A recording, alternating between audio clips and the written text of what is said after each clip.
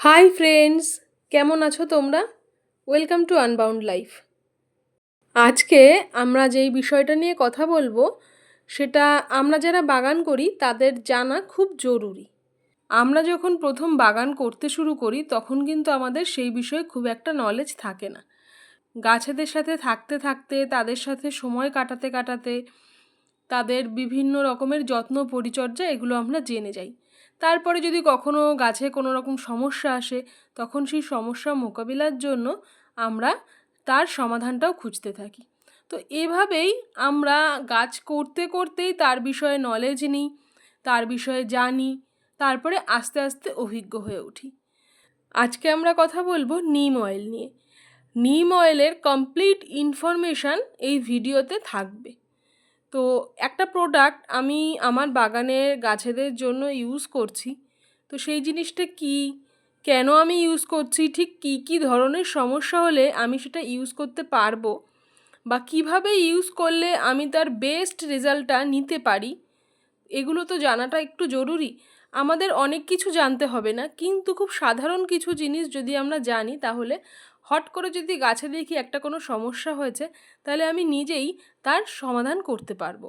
তো সেই জন্যই আজকে এই ভিডিওতেই নিম অয়েলের বিষয়ে যাবতীয় যা কিছু তোমাদের ধারণা, আশা করি সেটা ক্লিয়ার হয়ে যাবে। তো চলো এবার ভিডিওটা শুরু করা যাক। নিম অয়েল এক ধরনের ইনসেকটিসাইড তো অবশ্যই, তার সাথে ফাঙ্গিসাইডও। এটা সাধারণত aphids, mealybugs, white flies, spider mites, leaf mites এইসব ধরনের বিভিন্ন রোগ বা পোকার আক্রমণের থেকে গাছকে বাঁচাতে সাহায্য করে। গাছে এই সমস্যা শুরু হলে যদি প্রথম দিকেই ধরা যায় তাহলে শুধুমাত্র নিম অয়েল দিয়েই আমরা এই সমস্যা থেকে বেরিয়ে আসতে পারি।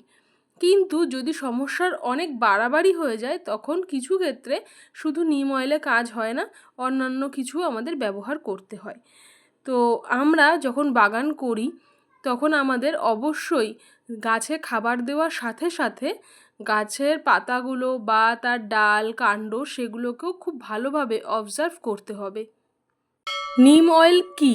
আমরা অনেকেই ভাবি যে নিম পাতা দিয়েই নিম অয়েল তৈরি হয়, কিন্তু সেটা কিন্তু নয়। নিম গাছে যে ফল হয় সেই ফলের যে বীজ থাকে সেটা পিষে নিম অয়েল তৈরি হয়, আর তার যে এক্সেস অংশ সেটা নিম খোল হিসাবে আমরা ব্যবহার করি। তো এই নিম অয়েল আর নিম খোল দুটোই কিন্তু আমাদের গার্ডেনিংয়ে ভীষণভাবে কাজে লাগে।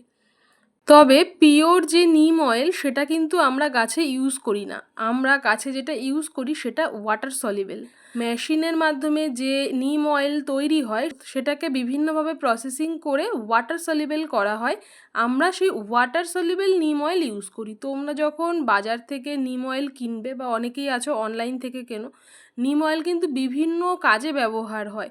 তো সবসময় এটা খেয়াল করে নেবে যে ওয়াটার সলিউবল কিনা।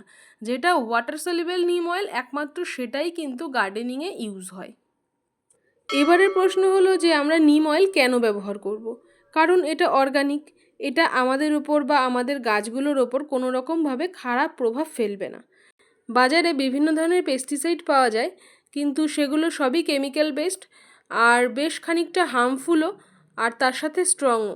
তাই জন্য সেগুলো ব্যবহারের বিভিন্ন সতর্কতা থাকে যেগুলো সেই প্যাকেটের উল্টো দিকে লেখা থাকে। তো সেগুলো আমরা অবশ্যই মাথায় রাখবো। সেই জন্য আমি তোমাদের সাজেস্ট করব বিশেষ করে ফল গাছ আর সবজি গাছে অর্গানিক পেস্টিসাইড বা ইনসেকটিসাইড ইউজ করতে।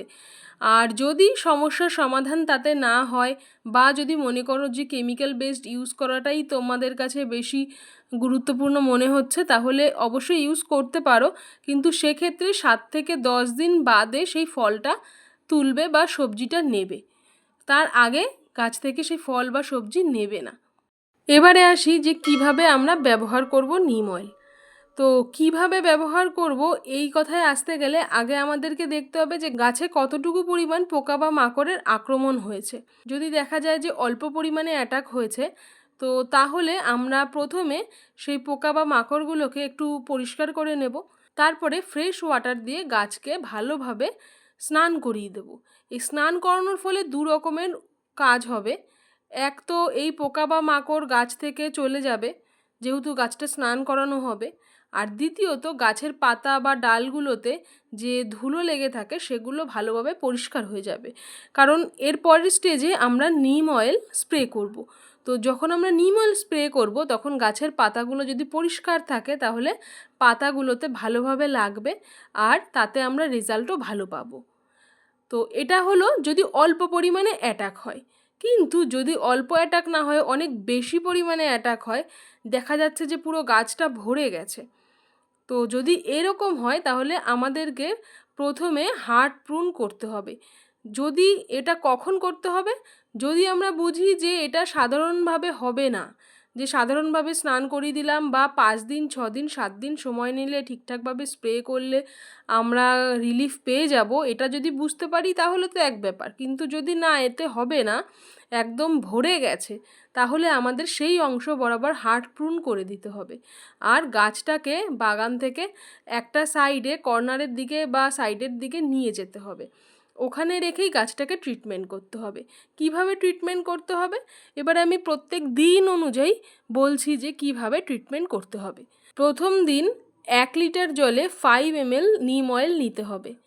তারপরে সেটাকে ভালোভাবে গাছে স্প্রে করে দিতে হবে। গাছের যেসব অংশে বেশি পরিমাণে অ্যাটাক হয়েছে সেই জায়গাগুলো ধরে ধরে ভালোভাবে স্প্রে করতে হবে, যাতে করে একটাও কোনো পোকা বা মাকড় না থাকে, সেটা বুঝে স্প্রে করতে হবে। তো সন্ধ্যাবেলা আমরা স্প্রেটা করব। তারপরে আমরা পরের দিন সকালবেলা যতটা সম্ভব মর্নিংয়ের দিকে ফ্রেশ ওয়াটার দিয়ে আবার গাছটাকে ভালোভাবে ধুয়ে দেব। এটা প্রথম দিন। দ্বিতীয় দিন কি করব? দ্বিতীয় দিন আমরা আবার 5 ml নিম অয়েল 1 লিটার জলে নিয়ে আবার একইভাবে স্প্রে করে দেব। তারপরে আবার তারপরের দিন সকালবেলা গাছকে ফ্রেশ ওয়াটার দিয়ে ধুয়ে দেব। তো এরকমভাবে 2 দিন করার পর থার্ড দিনের দিন আমরা কি করব, যখন ওয়াশ করব ফ্রেশ ওয়াটার দিয়ে মর্নিংয়ে, তখন আমরা অবজার্ভ করব যে পোকা বা মাকড় চলে গেছে কিনা বা সমস্যাটা কমেছে কিনা। যদি তখন দেখি যে না, তখনও সমস্যা কমেনি, তাহলে সেদিন সন্ধ্যাবেলা আমরা গাছে যখন নিম অয়েল স্প্রে করব তার সাথে 1 চামচ পরিমাণে ডিটারজেন্ট নিয়ে নেব। আমরা ডিটারজেন্ট নিতে পারি, যে কোনো রকমের ডিশ ওয়াশ যেগুলো থাকে সেগুলো নিতে পারি, ভিম হোক বা কোনো হ্যান্ড ওয়াশ হোক বা যে কোনো রকমের সার্ফ আমরা নিতে পারি। এই ডিটারজেন্ট বা হ্যান্ড ওয়াশ বা সার্ফকে কিসের সাথে মেশাতে হবে? সেই 1 লিটার জল আর 5 ml নিম অয়েলের সাথে মেশাতে হবে, মিশিয়ে আবার ভালোভাবে গাছে স্প্রে করে দিতে হবে।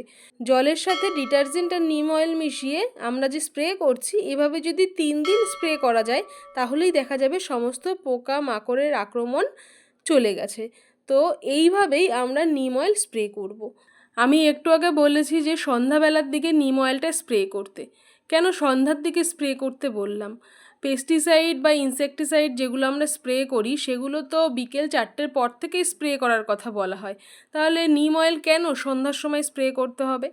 কারণ সানলাইটের প্রেজেন্সে যদি আমরা নিম অয়েল স্প্রে করি সেক্ষেত্রে গাছের পাতা পুড়ে যেতে পারে বা জ্বলে যেতে পারে, আবার কখনো কখনো গাছের পাতা ঝিমিয়ে যায়। তো সেই কারণের জন্য আমাদের অবশ্যই সন্ধ্যার সময় নিম অয়েল স্প্রে করতে হবে।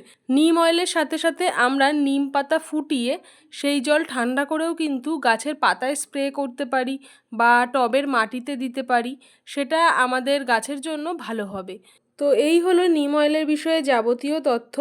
তো কেমন লাগলো তোমাদের আজকের ভিডিও কমেন্ট বক্সে অবশ্যই জানিও। চ্যানেলে নতুন বন্ধু হলে সাবস্ক্রাইব করে সাথে থেকো, পাশে থাকা বেল আইকনটা প্রেস করতে ভুলো না। আজ তাহলে আসি, ভালো থেকো।